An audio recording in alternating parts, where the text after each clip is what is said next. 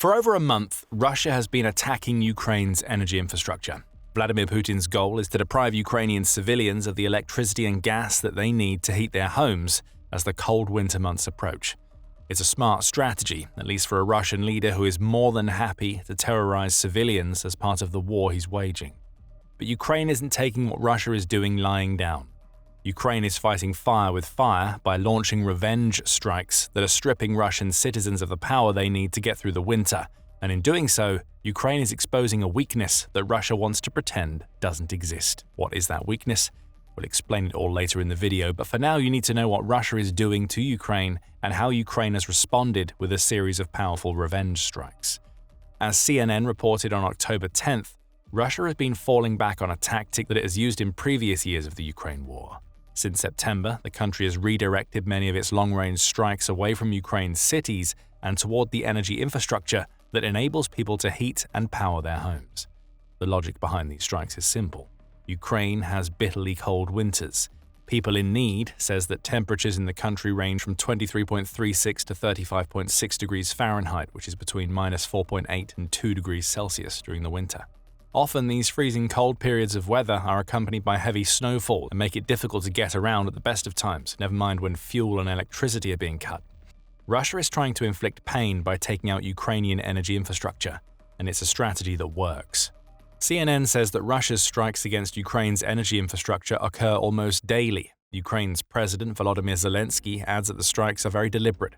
Speaking in the wake of an October 10th attack that killed one person and left parts of Kyiv without power, Zelensky called the strike a cynical and calculated attack with more than 450 drones and over 30 missiles targeting everything that sustains normal life, everything that the Russians want to deprive us of. It's precisely the civilian and energy infrastructure that is the main target of Russia's strikes ahead of the heating season. Zelensky is far from the only person to take notice of Putin's strategy. The UK has also noticed, with its collective opinion being shared by Neil Holland. The head of the UK's delegation to the Organisation for Security and Cooperation in Europe since May 2023, Holland condemned Russia's energy infrastructure attacks in a statement published by the UK government on October 16th. Russia has once again weaponized winter, launching a series of coordinated attacks on Ukraine's civilian energy infrastructure in recent weeks. These strikes have severely disrupted gas production and hit critical storage facilities in western Ukraine, Holland said. He added that the United Nations has suggested that Putin's cynical targeting of Ukraine's energy infrastructure could amount to a war crime, especially given that this targeting has a severe impact on civilians and is always timed to coincide with the arrival of winter. Russia's daily energy infrastructure strikes are devastating, and if you have any doubt that they are a near-daily occurrence, news broke that Russia had conducted another one as we were creating this video. On November 2nd, Euronews reported that Russia had launched 79 drones and a pair of Iskander-M ballistic missiles at Ukraine. Those weapons targeted Ukraine's energy infrastructure and residential buildings, killing 2 people and injuring 3 more. This is just one of many. And Ukraine had had enough long before it happened. Ukraine has seen this Russian tactic every year since Putin launched his invasion, and it's now giving Russia a taste of its own medicine.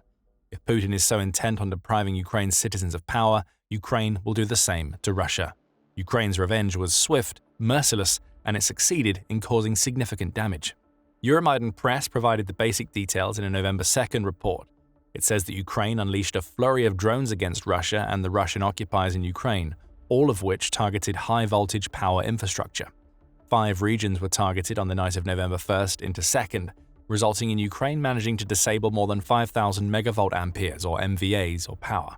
These November strikes also followed other attacks conducted on October 31st, which we'll discuss later in the video. The commander of Ukraine's unmanned systems, Robert Brovdy, took to Telegram to explain that Ukraine had targeted 8 Russian substations and had managed to hit 5 of them. During the past night, the SBS birds pecked at 5 substations all the way to Gryazny, with a total capacity of 5,066 MVA.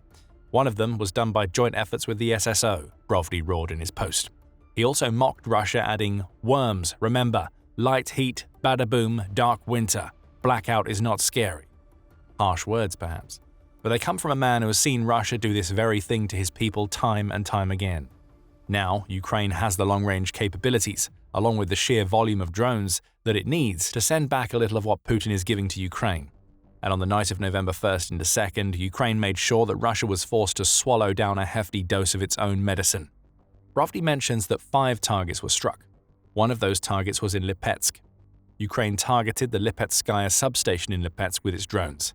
A 500 kilovolt substation, the site is a critical energy hub for central Russia's power network, Euromaidan press reports. The substation provides electricity to Lipetsk's regional industries, including a major steel plant, and it serves as a connection point for several transmission lines. Meza adds that this particular substation was likely struck with cooperation from Ukraine's Special Operations Forces. Several videos of explosions in Lipetsk have been shared by the Euromaidan Press X account. It's difficult to make out anything in these videos as they all offer footage of pitch-black skies with no real landmarks, but every so often, a loud bang is heard or the flash of an exploding drone lights up the sky. Ukraine's drones were hitting their targets, and the residents of Lipetsk knew it. Next up was the Kursk Oblast. That oblast should be very familiar to anybody who's been keeping track of the Ukraine war. It is the oblast into which Ukraine launched a counter-invasion against Russia back in August 2024 that saw it snatch up several hundred square miles of Russian territory. Putin was left so embarrassed by the invasion of Kursk that he spent much of the summer trying to take territory in Sumy to create a buffer zone between Ukraine and the Russian border region. Clearly, he failed. Ukraine can still hit Kursk hard. In its revenge strike, Ukraine targeted the Zeleznogorsk substation. Euromaidan press reports that at least 15 drones were seen in the city, with explosions and fires also being recorded. The first of the drones appeared at around 10 p.m. on November 1st, followed by waves of others that eventually took out a 330 kilovolt substation. That facility also happens to be located in the same city as the Mikhailovsky ore enrichment plant, which Euromaidan press claims is a major component of Russia's military-industrial supply chain because it produces the components that are needed to craft armor-grade steel. Militarny offers more details, noting that the 15 drones that locals counted in Zeleznogorsk all arrived in a 50-minute window after 10 p.m.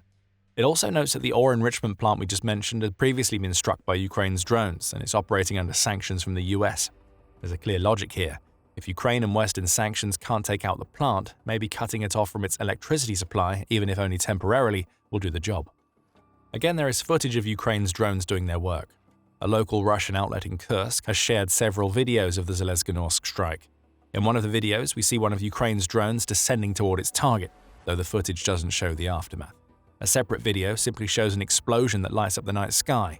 It's unclear if this footage is linked to the first video, but it's obvious that Ukraine once again struck its target.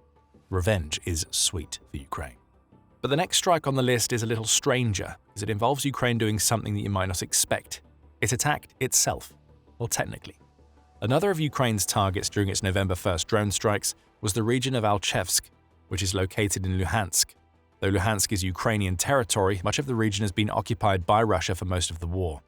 Reuters says that Russia held all of Luhansk as of August 2025, though they're still fighting in the oblast. That suggests that there are several grey zones that Russia doesn't fully control, though it's safe to say that Luhansk has very nearly fallen. So Ukraine targeting its own territory on November 1st makes perfect sense. It can always rebuild substations and other infrastructure after it retakes Luhansk. For now, destroying that infrastructure hurts the Russian military, which is Ukraine's main objective. Euromaidan press reports that Ukraine struck a 220 kilovolt substation in Alchevsk. Again, there is footage of what Ukraine achieved. Ukraine today shares several videos and a photograph, all of which show either explosions or a fire raging against the night sky.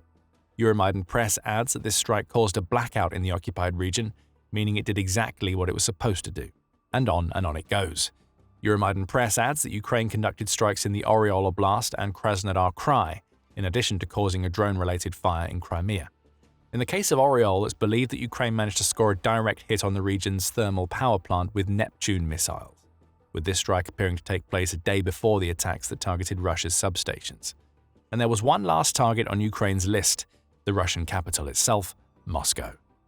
According to RBC Ukraine, panic reigned in the Moscow region on October 31st as power outages struck the city. The outlet says that several residents reported streetlights, along with the lights in their homes, beginning to go out during the evening. Videos were also shared on social media sites like Telegram showing the city engulfed in darkness. This, perhaps more than any other of Ukraine's energy infrastructure strikes, delivered a direct message to Putin. Blackouts outside of Moscow might be reported to Russia's leader, but he doesn't actually feel them. But when Moscow goes dark, it's impossible for Putin to ignore the reality of Russia's situation. Again, this blackout occurred the day before Ukraine's drone strike on other regions we've covered in this video. All the Moscow mayor, Sergei Sobyanin, could say as his city was plunged into darkness was that Russia's air defenses had managed to shoot down a Ukrainian drone. And perhaps they had.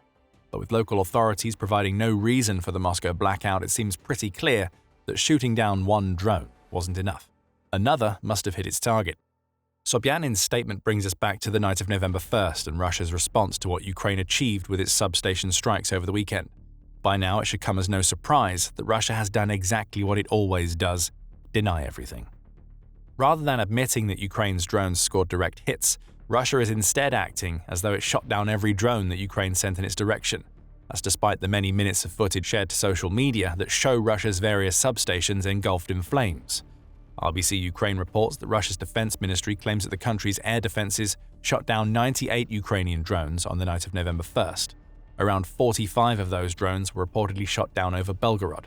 That's likely the case. There are no reports of Ukraine scoring a direct hit in Belgorod, and Brovdi himself said that Ukraine managed to hit 5 of 8 targets. Belgorod's energy infrastructure seems to have escaped unscathed for now. Another 12 of Ukraine's drones were supposedly destroyed over Samara, along with 11 over Moscow, the Russian Defense Ministry claims. But when it comes to the regions we've covered, it seems that Russia was far less successful. It claims to have shot down 2 drones over Lipetsk and 1 over Kursk. Remember that residents have reported at least 15 drones in Kursk on November 1st. 1 drone out of 15 is a terrible result for Russia's air defenses in that vulnerable border oblast, and it brings us nicely back to something that we mentioned at the beginning of the video: Russia's biggest weakness. Ukraine has exposed the fact that Russia simply doesn't have anywhere near enough aerial defenses to contend with the hordes of drones that Ukraine is now capable of sending into Russian territory. Even if the Russian Ministry of Defense is telling the truth, and it did manage to destroy 98 of Ukraine's drones on November 1st, that doesn't change the fact that it wasn't enough. Plenty of Ukraine's drones still got through. The burning substations in several Russian regions are proof.